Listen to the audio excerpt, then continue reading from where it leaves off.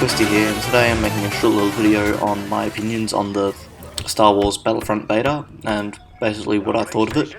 There are a lot of positives in the game, which I think everybody's been talking about, and they are pretty self-explanatory because it's an incredibly fun and addictive game, but there are also a couple of things that need to change between now and the release day.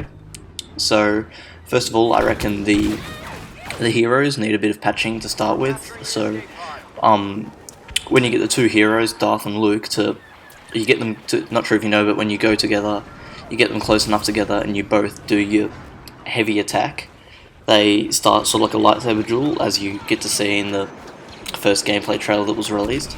Now, as nice as that does look in the trailer, there are some major visual bugs with it that really need to be patched because it makes the game just, it might be funny to see it the first time, but it gets really annoying, and you can end up even losing a battle because of it, so that's something that definitely needs to be fixed.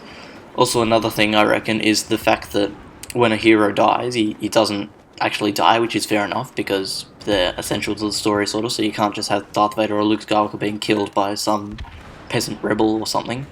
So instead of that, what DICE have done is just have the hero just kneel down on the ground and just sit there for a couple of minutes, or a couple of seconds, and then disappear. So it's understandable why they won't die, but I reckon that they need to implement a new sort of system apart from just having them kneeling there and a bunch of people just shooting at the dead Darth Vader or Luke Skywalker. What I do reckon would be actually a really cool thing is once your health or your time limit reaches 0, you could have them sort of like do a force jump away off into the sky. I reckon that would be a lot better than just having them kneel there. And there are also a lot of visual bugs that come with this, like all the time you'll see like Luke just kneeling, clipping through the sky, and it just looks really weird and strange. Also, another complaint about the heroes is the voice acting is okay, but some of the dialogue is pretty awful, like saying the same thing every time they come on. And also one of Darth Vader's quotes, just have a listen to this and tell me, does this sound like something the real Darth Vader would say? Nothing can stop my lightsaber. Is that just, I'm not sure who wrote that, but obviously they're going to be losing their job pretty soon. Moving on to my second thing, the HUD. It looks really nice, and the general game menu looks really, really nice. For somebody with OCD like me, it actually is really great. It makes me very happy, but one thing that does need to change, I think, is the cards down in the bottom right corner.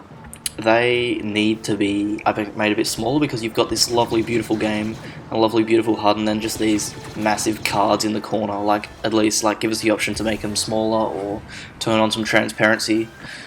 But yeah, apart from that, the game menus and HUDs are actually beautiful. One other complaint about the HUD is the kill feed. I reckon that does need to be moved from, it's sort of just in the middle of the right hand side of the screen, which no other game has done before. So I reckon it just needs to be moved up into the top left or right and be made a bit less obstructive to the whole thing. Now, onto the third thing, gameplay. I reckon that the shield that can be deployed as one of your cards is way too powerful, because two people can both release their shield at the same time, and sort of turns into a cat and mouse change of you doing your shield and him doing his shield, and it all get a bit confusing and also take a while to actually kill someone if they have their shield. I do think it's a good idea that like the sniper rifle can go through the shield. I reckon that's good. But apart from that, I reckon the shield should probably last a few seconds less and have a bit higher of a cooldown time, just to balance it a bit. Also, because I fear that may become not really just a choice for players to pick, but basically a requirement, sort of like some of the perks in COD have become over the years. Also, I think that the cycle rifle, a lot of people are saying it is too strong, I guess, but I really think the opposite of it, because I really do like using the rifle, but I do think that it should be a one-hit kill, and maybe the cooldown time needs to be increased, because there are so many times when I've gotten somebody like right in the chest across the map, and it's put them onto like 10 health, and that is just really infuriating, because I think that if it does have like a 7-second reload time, you at least want it to be a one-hit kill, because that's one of the most infuriating parts of the game, for me at least. Although it is up to debate Also, I think that there should be slightly less cooldown on the jetpack, mostly because I have been playing games like Black Ops 3 and Advanced Warfare lately, and I'm just used to being able to zip around the map and flying, so I'm not...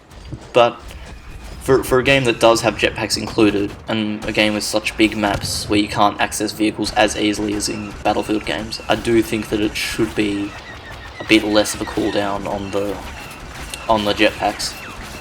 Now on the fourth part, just some other complaints. I do think that you should be able to have an option to have bigger squads of up to 4, like in the Battlefield games, because you are limited to only having one other friend in your squad team. It would be good to be able to pick which one to spawn on, or have you and your friends joining a game together as a squad. Also, the game won't have custom servers, which will be a bit of a nuisance, I guess, but it should be alright. And I reckon I'm usually fine with no custom servers, as long as the game supports, the developers support the game for a while. Like, I don't know, the PC release of Crysis 2 didn't have custom servers, and that just got taken offline eventually, and the developers just said, no, we're not going to support this game anymore. So that is one thing I don't want to see happening, which is one concern about not having custom servers. Also, anti-cheat is another concern. However, I did see a couple of players get banned. It would come up in the chat saying Fair Fight has banned whoever this is. So hopefully that won't be too much of a problem, cheating. And if it is, we need to have like a vote kick system or something. Also, the fact that the game has no voice chat, or won't have voice chat in the final release, is also a bit of a bummer. However, in a lot of PC games I don't find many people using voice chat. Like in Battlefield, I've never seen anyone use voice chat. I've seen it being used once, and it was just by one guy, wasn't even communicating with anybody else, just talking to himself. But all that aside, I do reckon that this is a great game. There is one other thing. I do reckon that if it's going to be priced the same as other AAA titles, it's going to be a $60 game, I do reckon that they need to provide some other single player experience apart from Spec Ops, because the Spec Ops mode was really just the easiest thing I've ever played, and the co-op one's even easier because you get to have 2 players. So definitely needs more single player if they're going to sell this game for the full price of $60. You definitely need more than just multiplayer in a couple of modes. I reckon because there's not going to be enough time between now and launch to make a full-on campaign, I do reckon they should try and assemble some sort of campaign based on the movies, because that would be really cool. And maybe release it as free DLC later on the path. I don't know, but I do reckon that the fact that it's going to be a $60 game with only multiplayer, because like, this Spec Ops doesn't really count as single player in my opinion. I reckon that's asking a bit much. But apart from that, I do reckon that the beta has been incredibly fun, incredibly addictive. I've put like 7-8 hours into it, and it's been really great. So hopefully the game won't be a drastic failure, and hopefully it will be just as enjoyable as the beta was, as long as these few things are fixed. Anyway guys, thanks for watching. If you could leave your comments down below, that would be greatly appreciated. I got heaps of great feedback on my last video, so that's really great, and I really appreciate that feedback, it helps a lot.